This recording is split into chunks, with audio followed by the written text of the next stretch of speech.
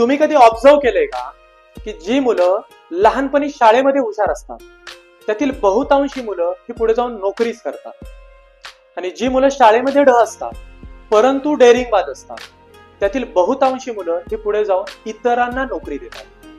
हे असं का घडतं बरं?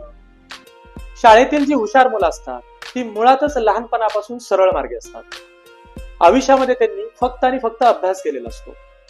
त्यांना रिस्क घेण्याची सवय नसते किंवा डेअरिंगने चौकटीच्या बाहेर जाऊन काम करण्याची त्यांना सवय नसते, कारण त्यांनी जे मिळवलंय ते गमावण्याची त्यांना भीती असते.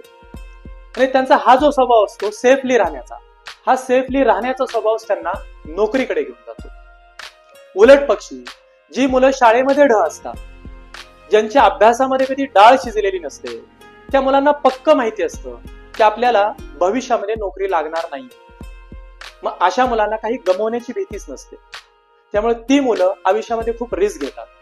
ती मुलं चौकटीच्या बाहेर जाऊन डेअरिंगने खूप भानगडी करतात, आणि अशी चौकटीच्या बाहेर जाऊन डेअरिंगने कामं करणारी मुलं आहेत ती पुढे जाऊन आपलं एम्पायर उभा करतात, आणि हे उभा केलेल्या एम्पायर मधूनच ही मुलं इतरांना नोकऱ्या देतात.